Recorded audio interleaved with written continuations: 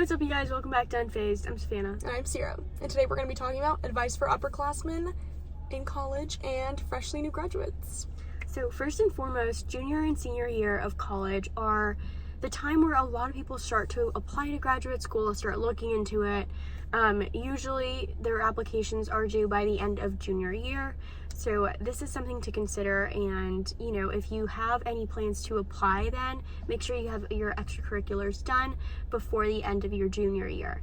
And just remember that people are on their own path. It's important to not compare yourself to others and to the timeline that everyone else is on. Everybody has their own things that they're doing, and it doesn't mean that theirs is right or yours is wrong. I know that this is the sort of timeline where people apply to graduate school at the end of their junior year if they want to go to post-grad after they graduate from undergraduate school. But it doesn't mean that you have to do the same thing. Some people take a gap year to, not necessarily a gap year, but time to work and get in the work field and get those extra hours in to build up their resume or to just get more experience in the work field that they want to go into. And that's totally fine as well. Sometimes that ends up benefiting them in their application. So just remember those things. Some people don't even get in the first time around and end up having to take time off to work and get experience. So whatever you're doing, just trust yourself and trust that you are going to be determined enough to follow your dreams and to work hard towards them, and that you're going to do it just like they are going to do it. So like we were talking about it earlier, but there are some people that go to medical school and they don't even pursue it. Like, they end up dropping out of it after all that stress and all of that bragging to people that they got into medical school. Like, people don't have their life figured out, so just because people put up a facade doesn't mean that it's true. So take everything with a grain of salt. And there's people that build their resume in different ways, and you should have a unique resume that stands out. You shouldn't have what everyone else has. So that's not necessarily the right thing. Some people do research. They'll do like 4 years of research. Some people will do internships. Like, there's just so many different things. Like, volunteer work is also great. Hospice patients. And so don't feel like there's a cookie cutter way to do everything. Like, there really isn't. And a lot of people tend to show off, and they like to, rub it in your face if they got into medical school, or they might do it on purpose. They might just do it because they're happy. So take everything with a grain of salt. You're on your own path. And I think just take the good things from other people, observe how they're doing things. If something that they did helps you, if something that they did is something you want to do as well, take that. All the rest of it, throw it out, because you're not going to compare yourself to them. And just because they get in with a certain application doesn't mean you're going to get in with the same one, and vice versa. Everybody has unique capabilities. Everyone has a unique resume. Like, at the end of the day, even if you have the same stats, even if you have the same extracurriculars, everybody is a different applicant. So just take that into consideration as well. Completely agree. And also, there is this stereotype that as soon as you become an upperclassman or you're pretty much done with your freshman year, your social life kind of dies down a little. And though that may be true in some ways, you're not constantly running into people in the hallways at the dorms. But if you live in a college town like we do, your neighbors are literally your age. And if not, make friends with your neighbors, invite people over. And there's definitely ways to, like, keep your social life up. And you can invite friends like once a week, like have like a ritual, pretty much. Have friends once a week, and you could even tell them to, like, bring a friend next time. And you could, like, make dinners together, or, like, have a little wine night. Like, that's totally fine. And it is definitely, like, the awkward in-between phase when you're not quite 21 yet, so you can't go to the bars and you can't do all that stuff that everyone else does. So frats are kind of not really like a thing anymore, depending on the school that you go to. But yeah, there's definitely things you can do, and it all starts with, like, making like a weekly thing, so that you at least see them once a week and you don't let too much time go by. And also, there's a bunch of other stuff you can do if you're not 21, you're in that awkward phase where you don't really want to go out to the frat parties anymore and you want to hang out with other people that are not necessarily in a frat. You can have game nights, and there's a bunch of like arcades and like random stuff like that. You can join different types of like workout classes with your friends. Just make it fun. There's a lot of fun nightlife things to do. Like, there's farmers markets and country line dancing. Oh, there's line dancing. Our school, or in our town, we had line dancing on Thursdays, and that was always super fun because everyone else that was older went out to the bars, but line dancing was always poppin' for younger kids. It's super fun. And obviously don't do wine nights if you're not 21, guys, okay? But yeah, there's so many things you could do. You could literally go to the beach and have like little like cheese and like French bread, and you could have like just romanticize like the whole day. Like you can have a date with your girls, invite guys, like you can have dinner nights where you cook together with a big group of people, and Those are always fun. yeah, those are always fun. And then you could just keep adding on to the friend group and tell them, bring a friend next time, bring a friend, you know?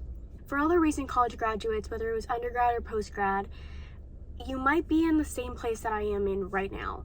I feel like you can't help but think about what everybody else is doing and what you are doing post-grad and kind of compare yourself to them.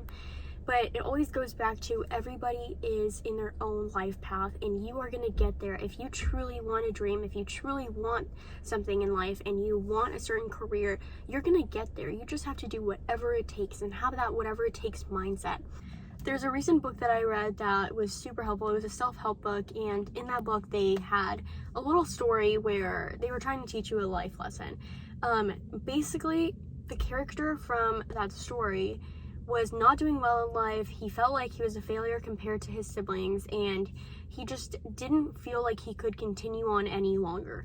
And he told himself that he would give himself 1 year where he would do anything in his power to make sure that all of the things that happened in his life were because of him and his actions, and he would hold himself accountable for how his life went. For at least 1 year, he would say, okay, anything that happens is because of my actions. And I don't think that's necessarily true. There's obviously things that happen to your life, in your life, that are not because of you, but he tried to have that mindset where anything was fixable and anything was up for him to fix or do better or change. And at the end of the day, he ended up going and traveling around the world, giving speeches and working at Harvard, and he just did not give up on himself and held himself accountable for how he wanted his life path to be. So I think that what I get from that is that you are capable of doing anything you want as long as you feel like you don't feel like victimized by how your life turned out, and instead you say, okay, this is what I have, this is the cards that have been dealt, and this is where I'm at in my life right now. What am I going to do about it, and how am I going to make my dreams come true? So I think having that kind of mindset, obviously cutting yourself some slack if things aren't working out the right way, like there are some things that you really can't do and are out of your control, but the things that you're like are in your control, make sure that you call yourself out on them and hold yourself up to a high standard. I totally agree, and I think that the main thing, like the main takeaway from it is don't have a victim mentality, celebrate your small wins, and like pat yourself on the back, and you don't have to go telling the world what you're working on, like pat yourself on the back in silence. And don't be satisfied with what you are doing. Don't be satisfied. Continue being hungry, and you're going to continue to reach your goals. Like, continue to do something every day that gets you one step closer to where you want to be. Because at the end of the day, to achieve a big goal, you have to do several things. And it's commitment. It's not like one magical great thing's going to happen to you and then you're going to get to where you want to be. That's very rare cases. So you have to do something every day to get to where you want to be. Even journal it. Like, okay, this is something I can do today. Totally. Check. And one day you're just gonna like look back down and you're gonna be like, wow, I've made it all the way to the top. So don't have a victim mentality. Yeah, some people were dealt a really, really rough hand, and you just have to take it in, and you're not a victim. Do something about it. Of course, there are people that have way more resources available to them, and it just makes them have an application, for example, that just comes easier to them, or like maybe they have more connections because of their family. Yes, they're probably going to have an easier time getting the same dream done. However, your story is unique to yourself. People like to have a unique group of people working with them, and they like that people have different backgrounds because it gives different perspectives into a certain group project or whatever it is. Like, people like those things. So just because it might be a little bit harder for you doesn't mean that you can achieve it. So it's up to you to get it done. You can do it too. So just remember that, and remember that you're not alone. If you're a recent graduate and are still trying to figure it out, or might have a change of plans on what you want to do with your life, that's totally okay. And don't forget to enjoy life as well and to not be too hard on yourself. We're proud of you guys, and continue on. Your work will not go unnoticed. Be proud of yourself. Pat yourself on the back if no one else is. And good luck with everything. Everything is going to be great, and it will go accordingly. Your journey. Thank you so much for watching. I'm Savannah. And I'm Sierra. And this is Unfazed. Signing off. Pause. Break.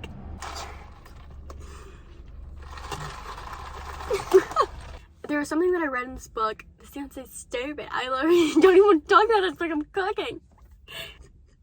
Because I thought you were going to say the name of the book, but then I visualized you saying the circle.